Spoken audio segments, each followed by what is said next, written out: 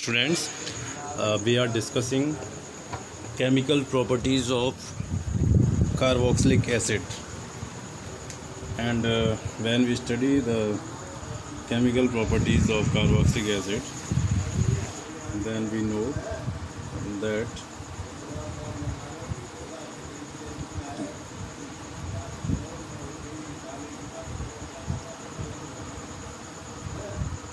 this is the molecule of carboxylic acid, and till now we have studied properties in which this hydrogen is removed out, and also we have studied those reactions in which whole complete OH group is moved out. In this lecture we will study about those chemical properties in which this complete COOH group takes part. So the chemical reactions involving COOH group of carboxylic acid, हम उन properties के बारे में यहाँ बात करेंगे. तो देखिए, फर्स्ट रिएक्शन इज रिडक्शन. हाँ, रिडक्शन और ऑक्सीडेशन ये दोनों एक दूसरे के अपोजिट प्रोसेस हैं, और हमने काफ़ी इनके बारे में डिस्कस कर लिया है.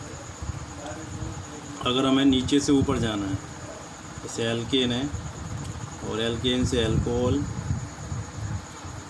अल्कोहल से एल्डिहाइड, और एल्डिहाइड से कार्बोक्सिलिक एसिड, तो हमें क्या करना पड़ेगा? ऑक्सीडेशन. अगर हम माइल्ड ऑक्सीडाइजिंग एजेंट लेंगे तो वन स्टेप ऊपर जाएंगे, और अगर स्ट्रॉन्ग ऑक्सीडाइजिंग एजेंट ले लेंगे तो हम मल्टीपल स्टेप ऊपर चले जाएंगे. इसका अपोजिट अगर हम क्या करें? रिडक्शन करें. रिडक्शन में क्या होगा? कार्बोक्सिलिक एसिड से हम एल्डिहाइड पर आ सकते हैं, या कार्बोक्सिलिक एसिड से अल्कोहल पर भी आ सकते हैं.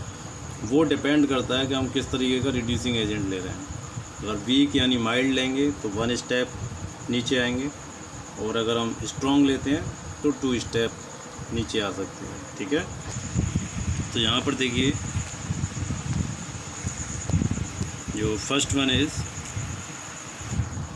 हमने ये स्ट्रॉन्ग रिड्यूसिंग एजेंट लिए लिथियम एल्यूमिनियम हाइड्राइड. इसको हम किस में यूज़ कर रहे हैं? ईथर में, या डाइबोरेन भी यहाँ पर यूज़ कर सकते हैं. तो ये कन्वर्ट हो जाता है किस में? अल्कोहल में. सेम नंबर ऑफ़ कार्बन रहते हैं, जितने कार्बन यहाँ पर हैं उतने ही कार्बन यहाँ रहेंगे, और ये रिड्यूस होकर के क्या देता है? अल्कोहल देता है. Second property is D carboxylation. और डी कार्बोक्सिलेशन जो होती है, ये रिएक्शन कार्बोक्सिलिक एसिड के सॉल्ट के साथ हम कराते हैं, जैसे RCOONA. इसकी रिएक्शन हम NaOH, सोडियम हाइड्रोक्साइड और कैल्शियम ऑक्साइड, है ना, इनका मिक्सचर लेते हैं 3:1 में, और उससे ये रिएक्शन होती है. तो उसमें देखिए एक चीज़ है जो आप नोट करेंगे कि CO2 तो बाहर हो जाता है. CO2 बाहर निकलने का मतलब क्या? डी माने रिमूवल, कार्बोक्सी, CO2 क्या है? कार्बोक्सी ग्रुप है, और उसका रिमूविंग हो रहा है इसमें, है ना. तो ये क्या हो गया हमारा? D carboxylation. वो सोडियम हाइड्रोक्साइड के साथ मूव आउट हो जाता है. क्या बनेगा इसमें? हमारा एल्केन. तो ये भी एक तरीके से रिडक्शन है ना, लेकिन इसको हम डी कार्बोक्सिलेशन कहते हैं, क्योंकि कार्बोक्सी ग्रुप इसमें आउट होता है.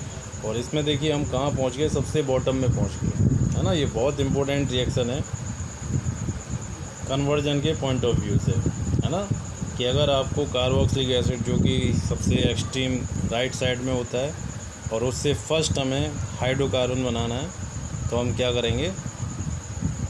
उसको सोडियम कार्बोनेट और कैल्शियम ऑक्साइड की प्रेजेंस में हीट करेंगे, तो उसमें CO2 ग्रुप आउट हो जाएगा. तो इसके टू इम्पोर्टेंट, है ना, पॉइंट्स हैं. फर्स्ट तो क्या है कि इससे हम हाइड्रोकार्बन बना सकते हैं. सेकंड, इसका इम्पोर्टेंस क्या है कि यहाँ पर जो नंबर ऑफ़ कार्बन है ना, वो अगर कितने हैं? 2 हैं, तो यहाँ पर नंबर ऑफ़ कार्बन कितने रह जाएंगे? 1. अगर यहाँ पर X हैं तो यहाँ कितने हो जाएंगे? X - 1. तो नंबर ऑफ़ कार्बन्स इसमें क्या हो जाते हैं? डिक्रीज़ हो जाते हैं.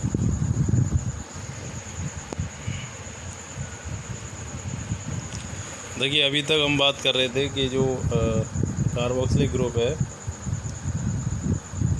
उसमें हमने इसकी रिएक्शन भी स्टडी कर ली, इसकी भी स्टडी कर ली और इसकी भी स्टडी हो गई। अब हम बात करेंगे कि उसमें जो ये वाला ग्रुप है हमारा, है ना, इससे कोई मतलब नहीं है, केवल जो रिएक्शन होगी वो एल्काइल ग्रुप में होगी और इसकी बहुत इम्पोर्टेंट रिएक्शन है ना। उससे हम अल्फ़ा हाइड्रोजन का पता लगा सकते हैं किसी भी कार्बोक्सिलिक एसिड में। अल्फ़ा हाइड्रोजन वो होता है जो फंक्शनल ग्रुप से नेक्स्ट कार्बन होता है। देखिए COOH यहाँ पर क्या है, फंक्शनल ग्रुप, और इसका जो नेक्स्ट कार्बन है वो क्या है, CH2। ठीक है, यहाँ पर जो कार्बन है जब हम इस मॉलिक्यूल की रिएक्शन कराते हैं हेलोजन की in presence of red phosphorus में, तो क्या होता है, एक हाइड्रोजन रिप्लेस हो जाता है किससे, हेलोजन से, और यहाँ हेलोजन आ जाएगा। ये 3 साइंटिस्ट थे, हैल, वोलार्ड, जेलेंस्की। इनके नेम पर हम इसको बोलते हैं HVZ रिएक्शन। क्या बोलेंगे इसको, HVZ, हैल, वोलार्ड, जेलेंस्की रिएक्शन। ठीक है, इसका इम्पोर्टेंस क्या है कि इसमें हम अल्फ़ा हाइड्रोजन को रिप्लेस कर सकते हैं। एक और रिएक्शन है अनस्टर्ड, है ना, ये एक तरीके से कन्वर्जन है जिसमें हम क्या कर सकते हैं कि जो कार्बन नंबर है यहाँ पर कितना है, 2 है, तो यहाँ कार्बन नंबर कितने हो जाएंगे, 3 हो जाएंगे, और सेम कार्बोक्सिलिक एसिड यहाँ पर फॉर्म होगा। इसमें 3 स्टेप्स हैं। फर्स्ट स्टेप में हम क्या करते हैं, इसको PCl5 से रिएक्शन कराएंगे, और PCl5 क्या करता है, इसको यहाँ से ब्रेक करता है OH ग्रुप को। ठीक है, तो ये क्या बन जाएगा, RCOCl, एसिड क्लोराइड फॉर्म हो जाएगा। इसकी रिएक्शन हम कराएंगे CH2N2। CH2N2 क्या है, हमने पहले भी इसको स्टडी किया है, डाई एजो मीथेन। मीथेन में से 2 हाइड्रोजन हटा दीजिए, उनकी जगह पर 2 नाइट्रोजन लगा दीजिए। नाइट्रोजन को एजो बोलते हैं, तो ये क्या हो जाएगा, डाई एजो मीथेन। ठीक है, इसकी रिएक्शन होगी, कैसे होगी, देखिए यहाँ पर ये Cl इसके एक हाइड्रोजन के साथ रिएक्ट कर लेगा और क्या बाहर हो जाएगा, -HCl, और बाकी सारा यहाँ पर एडिशन हो जाएगा। तो ये बनेगा हमारा डाई एजो, क्योंकि देखिए 2 नाइट्रोजन है तो डाई एजो कीटोन। इसका हाइड्रोलिसिस कर देंगे। हाइड्रोलिसिस में देखिए क्या होगा, ये CO है, इसके साथ OH आ जाएगा, और ये जो CH है इसके साथ हाइड्रोजन आ जाएगा, है ना, और ये रीअरेंज होकर के ये इसके साथ अटैच हो जाएगा। नाइट्रोजन हमारा अच्छा लीविंग ग्रुप है, नाइट्रोजन यहाँ से आउट हो जाएगा, +N2। ठीक है, तो अनस्टर्ड जो रिएक्शन है इसमें 3 स्टेप हैं। फर्स्ट में एक हेलोजिनेशन कराते हैं किसी भी हेलोजन रिएजेंट के साथ, इससे एसिड क्लोराइड बन जाता है। उसकी रिएक्शन कराते हैं डाईएजो मीथेन से, जिससे डाईएजो कीटोन बनता है, और कीटोन का हाइड्रोलिसिस कराते हैं तो जो हमारा कार्बोक्सिलिक एसिड बनेगा उसमें एक कार्बन का नंबर क्या हो जाएगा, हाई हो जाएगा। अब देखिए रिड्यूसिंग प्रॉपर्टी की बात करें तो जितने भी हमारे कार्बोक्सिलिक एसिड हैं, है ना, उसमें केवल जो फॉर्मिक एसिड है ये ही क्या करता है, रिड्यूसिंग एजेंट की तरह काम करता है। ये क्वेश्चन आपके एग्जाम्स में पूछा जा सकता है। देखिए इट रिड्यूसेस KMnO4 को MnSO4 में रिड्यूस कर देगा, HCl2 को Hg में कर देगा, टोलन रिएजेंट को कर देगा। जो भी एल्डिहाइड की रिएक्शंस हैं वो केवल फॉर्मिक एसिड शो करता है। ये क्वेश्चन आपसे पूछा जा सकता है ना, एग्ज़ाम में भी आ सकता है, और जब आप टाइट्रेशन वो फंक्शनल ग्रुप टेस्ट करते हैं तो प्रैक्टिकल में भी आपसे ये क्वेश्चन पूछा जा सकता है कि जो फॉर्मिक एसिड है वो रिड्यूसिंग एजेंट की तरह काम करता है, बाकी के नहीं करते हैं। तो देखिए इसकी जो स्ट्रक्चर है वो कमाल की है। कैसे, देखिए HCOOH,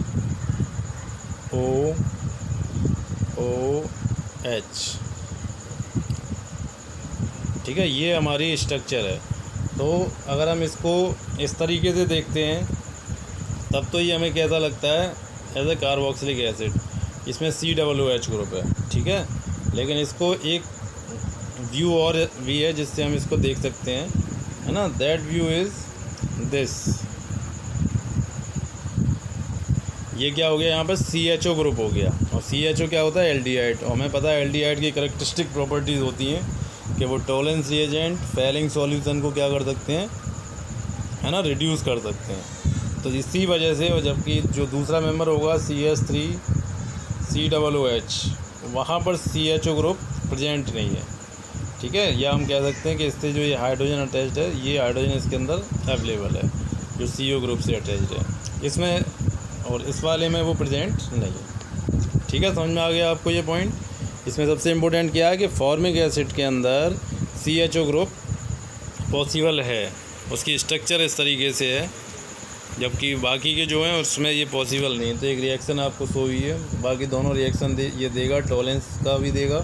टॉलेंस में क्या देगा? सिल्वर मिरर फॉर्म होगी, जो सिल्वर है वो डिपॉजिट हो जाएगी, और फैलिंग सॉल्यूशन से रेड PPT बनेगा।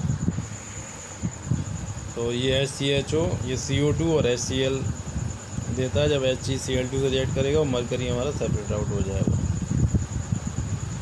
अच्छा, नेक्स्ट जो प्रॉपर्टीज़ हैं, ये प्रॉपर्टीज़ हमारी किसके लिए हैं? एरोमेटिक एसिड के लिए। अगर ये बेंजीन रिंग है,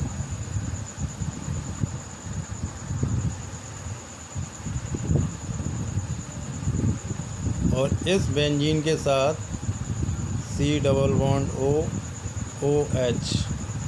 ठीक है, ये ग्रुप हमारा अटैच्ड है। तो इसमें क्या होता है, ये जो ऑक्सीजन है ना, ऑक्सीजन हमारा क्या है? हाईली इलेक्ट्रोनेगेटिव है। तो ये क्या करता है? यहाँ से इलेक्ट्रॉन्स को अपनी ओर अट्रैक्ट करेगा। जब इलेक्ट्रॉन यहाँ अट्रैक्ट होंगे तो वो रिंग से क्या होंगे? कार्बन की तरफ आएंगे, है ना, इस तरीके से, ऐसे। तो इससे क्या होगा? ऑर्थो पोजीशन पर इलेक्ट्रॉन डेंसिटी कम हो जाएगी, पैरा पर भी इलेक्ट्रॉन डेंसिटी कम हो जाएगी, है ना। तो इस वजह से ये कैसे काम करते हैं? Meta directing. अगर कोई इलेक्ट्रोफाइल यहाँ पर आता है तो इलेक्ट्रोफाइल क्या होता है? जिस पे इलेक्ट्रॉन की कमी होती है, ये पॉजिटिव चार्ज होता है, और ऑर्थो पैरा पोजीशन पर भी इलेक्ट्रॉन की कमी है। तो ये क्या करेगा? जब ये अटैक करेगा तो ऑर्थो पैरा पर अटैक नहीं करेगा, कहाँ करेगा? मेटा पर, ठीक है। क्योंकि मेटा पर जो इलेक्ट्रॉन डेंसिटी है ऑर्थो पैरा के कंपैरिजन में रिलेटिवली क्या होगी? हाई होगी। तो ये इम्पोर्टेंट पॉइंट है। जैसे एल्डिहाइड कीटोन की अपने प्रॉपर्टीज़ स्टडी की थी, वो भी मेटा डायरेक्टिंग होते हैं, क्योंकि वहाँ पर भी ऑक्सीजन ग्रुप होता है इलेक्ट्रोनेगेटिव, जो कि रिंग से इलेक्ट्रॉन्स को खींच लेता है। सेम वे में ये भी इसी तरीके से रिएक्ट करेगा। तो ये डीएक्टिव होते हैं, मेटा डायरेक्टिंग होते हैं। और carboxylic acid don't undergo Friedel Crafts reaction because carboxylic group is deactivating and the catalyst gets bonded to carboxylic. देखिए, इसमें दो क्वेश्चन आपको मिल गए। एक तो जो हमारे कार्बोक्सिलिक एसिड होते हैं वो मेटा डायरेक्टिंग होते हैं, ऑर्थो पैरा पर इलेक्ट्रॉन डेंसिटी कम हो जाती है, तो electrophilic substitution ortho para position पर नहीं होगा। सेकंड पॉइंट क्या है कि फ्रीडल क्राफ्ट रिएक्शन भी ये नहीं देंगे, क्योंकि क्या होता है, जब हम AlCl3 को इसके पास लेके जाते हैं, है ना, तो AlCl3 क्या है? लुईस एसिड है। तो ये COOH के साथ क्या हो जाता है? कंबाइन हो जाता है, ठीक है। तो आगे जो रिएक्शन होती है वो वहीं पर स्टॉप हो जाती है। तो कौन कौन सी ये रिएक्शन देगा उसको आप देखिए। जब हम हैलोजन के साथ रिएक्शन कराएंगे, है ना, जैसे Br2 ले लिया हमने, तो ये अटैच कहाँ पर होगा? मेटा पोजीशन पर। ऐसे ही नाइट्रिक एसिड जब सल्फ्यूरिक एसिड की प्रेजेंस में कराएंगे तो NO2 हमारा अटैच होगा कहाँ पर? मेटा पोजीशन पर। सल्फ्यूरिक एसिड से सल्फोनेशन कराएंगे तो SO3H कहाँ अटैच होगा? मेटा।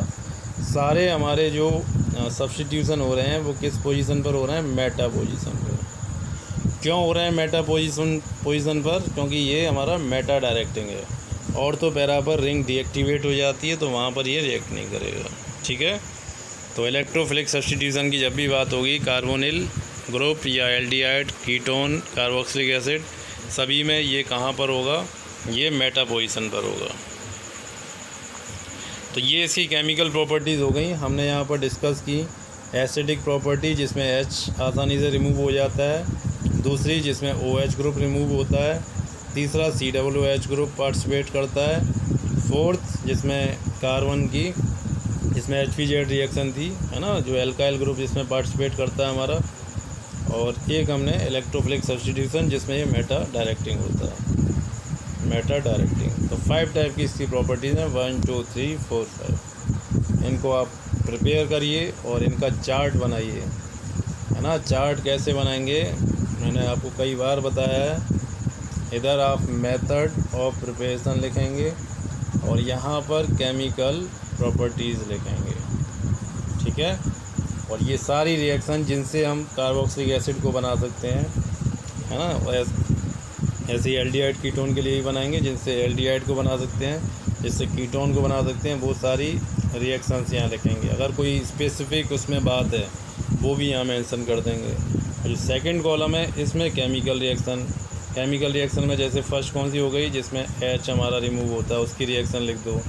सेकंड कौन सी हो गई जिसमें OH ग्रुप रिमूव होता है ना। तो ये सारी हमारी केमिकल प्रॉपर्टीज़ हो गई कार्बोक्सिलिक एसिड की। इसके यूजेस की बात करें तो फॉर्मिक एसिड को हम यूज करते हैं textile dyeing, tanning, leather tanning जो होती है ना, लेदर को क्लीन करने की। जब हम उसको एनिमल से निकालते हैं तो उसको बोलते हैं हाइड, और हाइड को लेदर में जब कन्वर्ट करते हैं तो उस प्रोसेस को बोलते हैं लेदर टैनिंग। और टेक्सटाइल डाइंग में भी ये सॉल्वेंट की तरह यूज किया जाता है। एसिटिक एसिड का हम रेयन और प्लास्टिक मैन्युफैक्चरिंग में यूज करते हैं, रबड़ में, सिल्क इंडस्ट्री, और कुकिंग में आपको पता है विनेगर यूज़ किया जाता है, पिकल्स में यूज़ किया जाता है as a preservative. Benzoic acid हमारा एक एंटीसेप्टिक है ना। जो यूरिनरी इन्फेक्शंस होते हैं उसमें इसका साल्ट यूज किया जाता है। फॉर्मिक एसिड रिड्यूसिंग एजेंट है ना, क्योंकि इसकी जो स्ट्रक्चर है वो स्पेसिफिक है, HCOOH। इसमें कार्बोक्सिलिक ग्रुप भी है और कार्बोनिल ग्रुप यानी एल्डिहाइड ग्रुप भी इसके अंदर प्रेजेंस है, ठीक है। तो इसको आप प्रिपेयर करिए, इसका चार्ट बनाइए। आगे हम इसके डेरिवेटिव्स के बारे में बात करें।